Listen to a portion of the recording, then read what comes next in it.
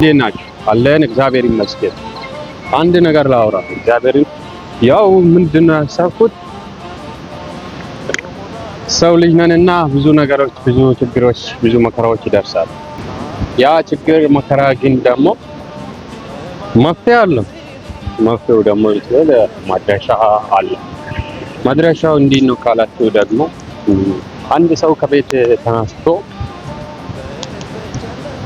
አንድን ቦታ አቅዶ ሲሄድ ከመነሻው ወደ መድረሻ ነው እየሄደ ያለው። ልክ እንደዛው ችግሩ ከመነሻው ከችግሩም ወደ መድረሻ መንገድ አለ። ነገር ግን በዛ ከመነሻ እስከ መድረሻ በሚጓዝበት ጊዜ ላይ ችግር ብዙ እንግልት፣ ብዙ ስቃይ፣ ብዙ መከራ አለ። ያንን ሁሉ ግን መድረሻውን ሲደርስ ችግር ይቀራል፣ አንተ ትቀጥላለህ።